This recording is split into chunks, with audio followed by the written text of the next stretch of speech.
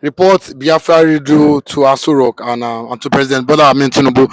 They said, the Biafran, freedom is getting closer, and the gospel and the freedom of Biafra is getting much louder. And with this now, the Fulanis are in complete disarray. They're in a very big panic mode, and they've reported, the Biafra radio to Tinubu, just like what they did to Nnamdi Kanu. They said Nnamdi Kanu was causing incitement with this radio that Tinubu and the Nigerian government must find everything possible, every way possible, to make sure they stop, this Biafra radio from functioning. And at the same time, in three continents, this radio, has gotten, massive support from three different continents. What is your take as regards this? Yes, I can tell you very clearly it's a welcome development for 85 million Biafrans all over the world who are bent on hearing their own news and hearing their own diplomatic moves, hearing their own negotiations, hearing their own treaties, establishing diplomatic relations, and know how a Biafra government is going to be factored.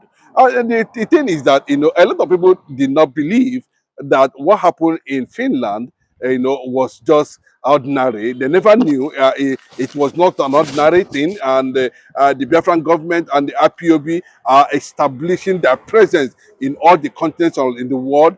And the quickest way to get to reach the people, because of the Biafrans who are scattered all over the world, is to establish this radio Biafra. Even though if there's going to be an election, it's still going to be okay. If there's not going to be an election, it's still going to be okay, because it's a proper takeoff, digital takeoff, communication takeoff, diplomatic takeoff, sanitization takeoff for 85 million Biafrans all over the world. It has been established, launched, and approved by relevant authorities in that regard, with Ngozi Rabeze and some other people, spearheading it. And someone seems to have been very,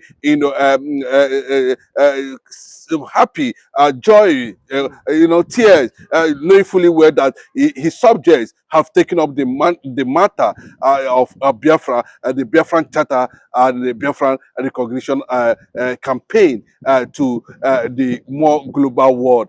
In three continents of the universe, it's not a joke, Africa included, and it's going to bring about Africanism too. It's going to, from what we are hearing, someone from one of the countries has already said to meet Ibrahim Traore to move further in recognition of Ambazonia and Biafra together in that regard, and for support of the Radio Biafra. Radio Biafra was somehow went down in the past, and they felt that it was as relevant as recognition of Biafra the Biafran government is seeking all over the world. And by this way, we keep on sanitizing, getting to communicate and recommunicate to Biafrans both home and abroad, especially our brothers in the South. Very important, and also a medium of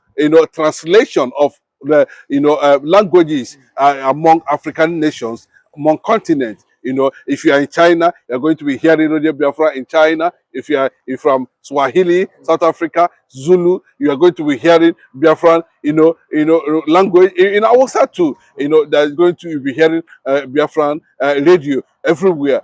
So I think the people who thought this have deepened the Biafran solidarity and recognition all over the world.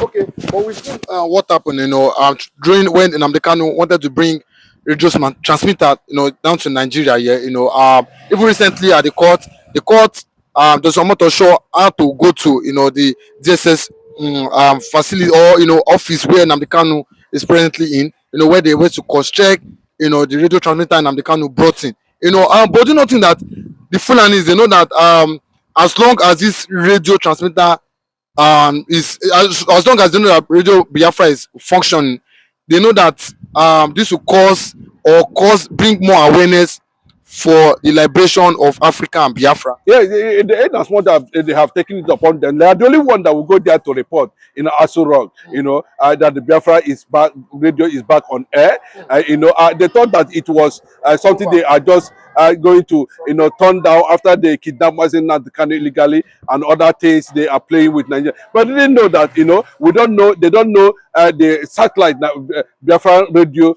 is operating on now. Whether the Biafran government have launched their satellite in the air, whether they are in partnership with satellite manufacturing companies or corporations around the world. They don't know. Nobody knows where this one is coming from. But the fact is that people are receiving frequency on their channels and they are listening because it is time for us to continue to build on our own consciousness, build on our own tradition and culture, talk about how we intend to kickstart the incoming government, and of course, the several trillions of dollars, that has already been put in place to start off, a typical Biafra at the end of the day, So these things has gradually, taken shape, so that immediately we get relevant, powerful world leaders, to adopt and support and recognize, then we'll have a proper takeoff, and that's why we are seeing these things are being established in exile. And that's what they say a Biafran government is. It is not a joke. It is a reality. Okay, but we saw a Biafran, a very passionate Biafra. Was so passionate. They said he's ready to drop 500 million. For election to hold there in the southern part of Nigeria. He said he will make sure he do his part by donating 500 million. To the people of the Biafran. But a lot of people have advised him. They said, why is he not, investing this money in Biafra radio? Since just for the propagation of the gospel of Biafran, to reach other more continents, just like aside the three that has gotten to, that let him invest this money. Even we've seen even other people advise him to invest the money on security down in the southeast because the Fulani continue to kill. Do you think that he should really put out this money, for the Biafra radio or for the security, purpose? Well, it's an extremist, a Biafran extremist. There's nothing wrong with that about showing extremely that you are a Biafranist. That is okay. But yes, support for election. 500 million. Well, that's what how zealous, how curious, how overwhelmed to see the most popular Jewish black nation, take place physically, recognized by world leaders. And I appreciate his intentions attached to that 500 million. It's a welcome development. But we have to most times, tell ourselves the reality on ground and the truth. And what is the truth? Currently now, we are taking things face by face, taking step one after another in reality. And you see, we have so many, Biafrans outside the world, Nigeria space, after the outside Biafran territories. Currently now, most of them are scattered all over the world. There are people too who are seeking, avenue of which they can get more information. These are people that, either through slave trade, or the Red Cross moved them out during the war, and a lot of means whereby they escaped genocide and war. So those people are looking for a means where they can be getting relevant information, so that we were able to have a one more controlled consciousness. So you can see the positive angle of where if such money is being channeled to project the radio the more, or project the issue of Fulani killing people in the eastern part of the country, and also among other things, establish more resistance movement against the jihadist occupations trying to invade the Biafran land at the end of the day. But let me tell you, add one few things to that direction. There are so many Igbo origin, or Igbo slaves, or Igbo, generations that are outside there in different parts of the world. I can tell you about Rihanna. I can tell you about